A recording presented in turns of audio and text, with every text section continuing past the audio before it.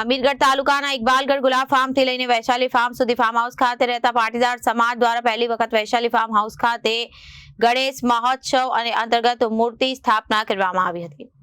અમીરગઢ તાલુકાના ઇકબાલગઢ ગુલાબ ફાર્મથી લઈને વૈશાલી ફાર્મ સુધી ફાર્મ હાઉસ ખાતે રહેતા પાટીદાર સમાજ દ્વારા પહેલી વખત વૈશાલી ફાર્મ હાઉસ ખાતે ગણેશ મહોત્સવ અંતર્ગત મૂર્તિ સ્થાપન કરવામાં આવી હતી, જેમાં પાટીદાર સમાજના ભાઈઓ અને બહેનો એકઠા થઈ વૈશાલી ફાર્મ ખાતે ગણેશ મહોત્સવ અંતર્ગત ગણેશ ભગવાનની પૂજા અર્ચના અને આરતી તેમજ રાત્રિ ગરબાનું આયોજન કરી ગરબાની રમઝટ બોલાવી હતી। ત્યારબાદ પાટીદાર સમાજ દ્વારા ઢોલ નગારા વાજતે ગાજતે ગણેશ ભગવાનની મૂર્તિનું આવડા ગામ પાસે આવેલ બનાસ નદીમાં વિસર્જન કરી અનેરો ઉત્સાહ લઈ મહાપ્રસાદ લઈ ધન્યતા અનુભવી હતી। જય ગણેશ।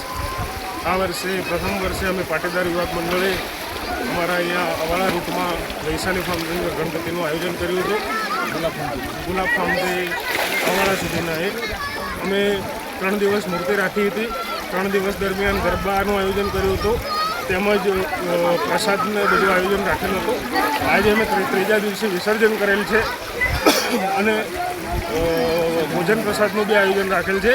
દાદાનો પ્રસંગ કરવાની અમને બહુ મજા આવી। પાછલા વર્ષે બી અમે પાછું આનાથી થોડું સારું આયોજન કરીશું। જય ગણેશ।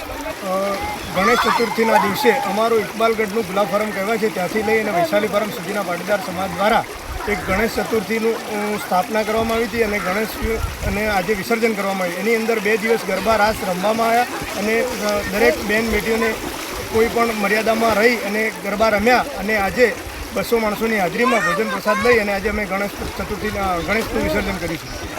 રિપોર્ટર ભરત પટેલ, જનાદેશ ન્યૂઝ, બનાસકાંઠા।